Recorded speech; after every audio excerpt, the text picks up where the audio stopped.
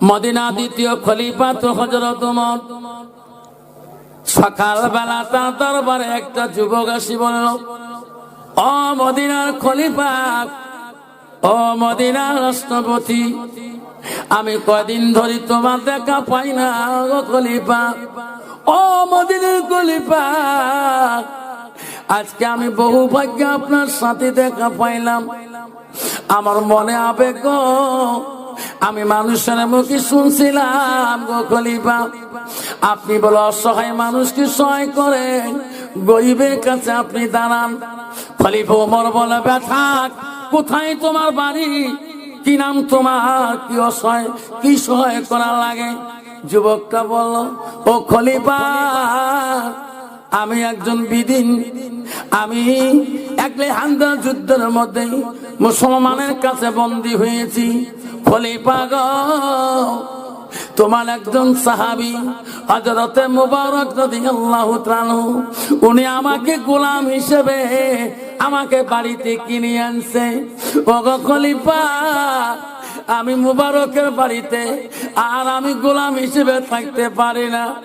আপনি একদম মদিনার রাষ্ট্রপতি, ওই মুবারকের কাছ থেকে আমাকে মুক্ত করে দেন। কেন?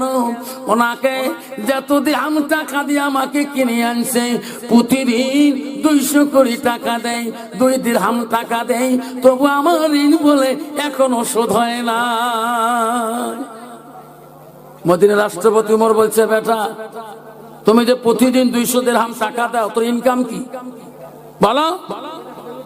কইছে, বলে মদিনার রাষ্ট্রপতি, আমার জীবনে 3টা ইনকাম করতে পারি, 3টা কর্ম শিখছি।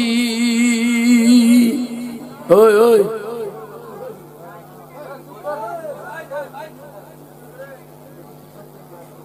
কয়টা কর্ম? যেরকম কয়টা? হযরত ওমর বলল, কর্ম 3টা কি শোনাও। ওই যুবক বলল, খলিফা, 1 নম্বর কর্ম দ্বারা পয়সা ইনকাম হলো আমার, 1 নম্বর হলো আমি কামারি করি, কামারগিরি করি। 2 নম্বর কি? 2 নম্বর আমি সুতা বানাইতে পারি। 3 নম্বর কি? আমি একজন আর্টম্যান, আমি ছবি আঁকতে পারি। 3টা জীবনে কর্ম শিখছি খলিফা। এই কর্মের দ্বারাই যা উন্নতি করি সব টাকা মোবারকের হাতে দিই। এখন আমার ঋণ শোধ হয় নাই। খলিফা বলে, বেটা, তোর নাম কি রে? বলছো, খলিফা, আমার নামটা হলো আবু লুলু। কি নাম? আবু লুলু। বলল খলিফা, বলে, আবু লুলু রে, আমি শুনছিলাম তুমি বলো উচ্চ জাতের একজন শিল্প। লে বেটা, আমি তো মুবারকের কাছ থেকে মুক্ত করে দেব। আমার একটা শর্ত আছে। কি? তুমি বলো আকাশে উড়া কল বানাইতে পারো, আমার ওমর রাষ্ট্রপতিকে একটা বানিয়ে দাও, যত টাকা লাগে দেব, তারপরে মুবারকের কাছ থেকে খালাস করে দেব। আবু লুলুল বলল, সর্বনাশ, একটা আকাশের কল বানাইতে বহুদিন সময় লাগবে, ইনি তো আমাকে মুক্ত করে দিতে পারবে না। আবু লুলুর মনে আঘাত। আবু লুলুল বলল, খলিফা, আমি আকাশের কল তোমার বানিয়ে দিতে পারবো না, আমি মুবারকের কাছ থেকে তোমার দ্বারা মুক্ত পাই না।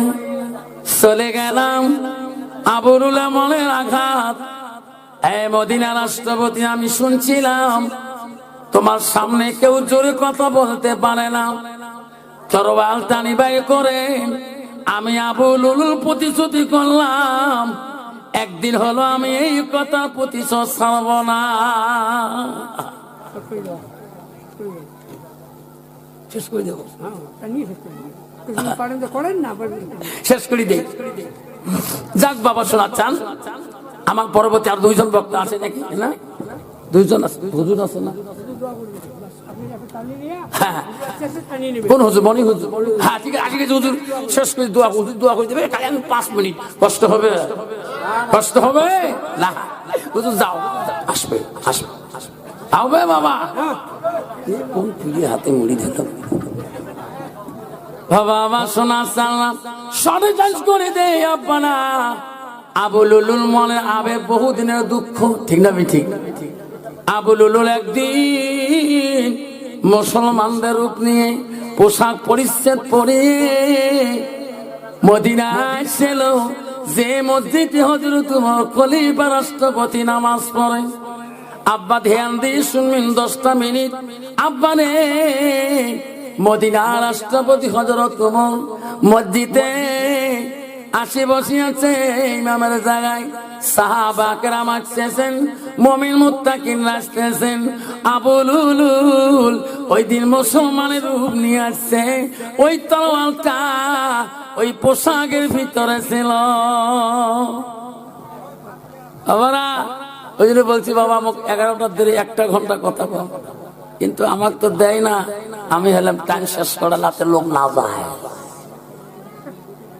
আব্বা জান আমার 10টা মিনিটে শেষ করে দেব। আবু লুলুল জানে না, হযরত ওমর চিনতে পারে নাই ইনি আবু লুলুল। এই পোশাকে আজকে আমাকে মারতে আসছে। উনি জানেন আমাদের কাতারে যখন থাকে সবাই মুত্তাকিন পরহেজগারি। আব্বারে শোনা চান, তোকে যে কে মারবে বন্ধুত্ব হিসেবে চার দোকানে নিয়ে যাবে, চা খিলেবে, গল্প করতে চলো ভাই একটু বামনহাটে যাই, ওখানে ঠুসকড়ি মারি দিয়ে যাবে, বলতে পারবে না ইয়াটা এই কর্ম হয়েছে। জোরে কোন ঠিক না বিঠি? আবু লুলুল জানতে পারবে না। আবু লুলুল ভাবল রে, উমর তো এখনো চেনে নাই, উনার পিছনের কাতারে এখন ছুরি বাইর করা যাবে না। যখন মুসলমান কলেমা ওই ছুরা পড়বে, নিয়াত বানবে আল্লাহু আকবার, তখন তো নিয়াত ছাড়ি দেবে না, ছাড়ে দেবে না। আমি আবু লুলুল নিয়াত বানবো না, তখন ছুরিটা বাইর করিয়ে ওই খলিফার শরীরে আঘাত করে দেব। বন্ধুগণ, মদিনা রাষ্ট্রপতি নিয়াত বান আল্লাহু আকবার। আবু লুলুল ছুরিটা বাইর করলেন, সবাই যখন নিয়াত বানলেন আস্তে করে ছুরি বাইর করলেন। আমার মদিনা রাষ্ট্রপতি সূরা ফাতিহা শুরু করে দিলেন, আলহামদুলিল্লাহ সূরা পড়া শুরু করলেন। ওই সময় একটা সূরা পড়া শুরু করলেন, আল্লাহ বেঈমান আবু লুলুল এমন ভাবে ছুরিটা বাইর করিয়ে মদিনা রাষ্ট্রপতির শরীরে হানা শুরু করে দিলেন। বন্ধ করে দেন ওই ছুরির আঘাত নামাজ নষ্ট করে না। এক রেখা নামাজ পড়লেন, দাঁড়ায় গেলেন। ওই সময় কিছু সাহাবা দেখছিলেন আবু লুলুলকে ছাড়ি দেয় নাই, নামাজ নষ্ট করে দিল, ছাড়ি দিল না। যাবার চেষ্টা করলো, পালাইতে দিল না। কিন্তু আব্দুর ওই সময় হযরত ওমর দ্বিতীয় রেখা নামাজ পড়াইতে দাঁড়াইলেন, দাঁড়াইতে পারে না। মদিনা রাষ্ট্রপতি পিছনে একজন সাহাবী ছিল আব্দুর রহমান বিন রাফ। আব্দুর রহমান রাফ রে, নামাজ নষ্ট করা যাবে না, সূরা মিলি নামাজটা শেষ করে দে। আব্দুর রহমান রাদিয়াল্লাহু তাআলা আনহু দ্বিতীয় রেখার নামাজে দাঁড়ায়া ওই সূরা মিলি সঠিক নামাজটা শেষ করে দিয়ে যখন সালাম ফিরাবেন, মদিনার রাষ্ট্রপতি হযরত ওমর বাইরে যে চেক করে দিয়ে ধারাম করে পড়িয়ে এমন কান্না শুরু করলো, রক্ততি হয়ে গেল। সবাই নামাজে সালাম ফিরিয়ে দিয়ে ধরলেন, আমার মদিনা রাষ্ট্রপতির কি হলো রে, মদিনা রাষ্ট্রপতির কি হলো রে। সবাই চিনতে বললেন, সাহাবা কেরাম কান্না শুরু করলেন। সবাই বলো বাড়িতে নিয়ে যায়, চারিজনে ঘাড়ে করে নিয়ে যায়, রক্ত তো হয়ে গেছে রে। ওই সময় মদিনা রাষ্ট্রপতি মোহাম্মদের বড় ছেলের নাম আব্দুল্লাহ। আব্দুল্লাহ বাড়ির থাকি খবর পেয়ে গেল, আমার আব্বার বলে দুর্ঘটনা হয়ে গেছে। আব্দুল্লাহ সিকুরু দিয়ে বাড়ি থেকে বেরিয়ে দেখে আব্বা কেন মানুষের ঘরে রে, দৌড়ি আসলেন। আব্বা, তোমার সামনে কেউ দাঁড়াইতে পারে না, আজকে কে গো ওই দুর্ঘটনা করলো? আব্দুল্লাহ বাড়িতে যখন বাবাকে নামাইলো, আরে বাবার কি দরদ রে, বড় ছেলে। আব্দুল্লাহ মক্কার একজন বিজ্ঞ বিশেষজ্ঞ জ্ঞানী ডাক্তারের কাছে গেলেন। আনি বললো, ডাক্তার বাবু, কবিরাজ বাবু, আমার আব্বা চিকিৎসা করো। কবিরাজ বলছে, আব্দুল্লাহ রে, কান্দিস না বাবা, কান্দিস না, আমি তোর আব্বার চিকিৎসা করার জন্য আসছি। আয় আব্দুল্লাহ, চিকিৎসা করার আগে তুমি ঘরের মধ্যে যাও, যে 1 গ্লাস দুধ নিয়ে আসো, তোমার বাবাকে তুমি নিজাতে পান করে দাও। আব্দুল্লাহ দুধের গিলাস আনি মদিনা রাষ্ট্রপতির আব্বার মুখে তার কামড়। আর সময় ডাক্তার বিশেষজ্ঞ বলে, আব্দুল্লাহ রে, আমি চিকিৎসা করতে পারলাম না। কেন? তোমার বাবা মুখ দিয়ে দুধ খাইতেছে, যেদিকে ছুরি লাগছে সেই দিকে দুধের ছড়াগুলো জমিনে পড়ে। আব্দুল্লাহ পারলাম না, আমি চলে গেলাম। আব্দুল্লাহ পাগলের মতো হয়ে গেল, কোথায় পাবো আমার বাবা চিকিৎসার জন্য? বন্ধুরে, সোনার চাকরা মারা, ওরে বাবা, বর্তমান জামানায় যুগে বাবা যদি হাসপাতালে মারা যায়, বাড়িতে মারা যায়, অমন উপযুক্ত বেটার দ্বারায় 1 গ্লাস দুধ পর্যন্ত বাপ মরণের সময় পায় না। আব্দুল্লাহ দৌড় মারল মদিনার দিকে। মদিনায় শুনছে বিশ্ববিজ্ঞ একজন ডাক্তার আছে, এমন কোন রোগী তার কাছে ফিরে যায় না। আব্দুল্লাহ মদিনায় গেলেন, আরে বাবা চিকিৎসা করলেন। মদিনার বিজ্ঞ জ্ঞানী ডাক্তার বাড়ি এলেন। আব্দুল্লাহ, তোমার কান্দনে মদিনায় থাকতে পারলাম না বাবা, আমি বহু দূর দিয়ে আসিলাম আব্বারে চিকিৎসা করব, তুমি ঘরে যাও। কেন বাবা? তুমি ঘরে যাইয়া 1 গ্লাস আঙ্গুরের রস বানিয়ে আনো, আনিয়ে তোমার বাবার বুকে দাও, তারপরে চিকিৎসা শুরু করবো। আইরে ব্যাটারি, আব্দুল্লাহ আঙ্গুরের রস বানায় আর কান্দে।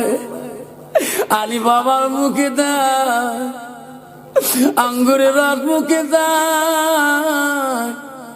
ডাক্তার বলে, আব্দুল্লাহ রে, তোর বাবা চিকিৎসা করতে পারলাম না। বন্ধ গেল শোনার চালা। আব্দুল্লাহ পাগল হয়ে গেল। বহুক্ষণ পরে মদিনা রাষ্ট্রপতির জ্ঞান ফিরে দেখে আব্দুল্লাহ কাঁদতেছে। বাবা, আব্দুল্লাহ কাঁদিস না, আয় বাবা আয়। কিছুক্ষণ আগে আজাইল আমাকে সালাম দিয়ে গেল।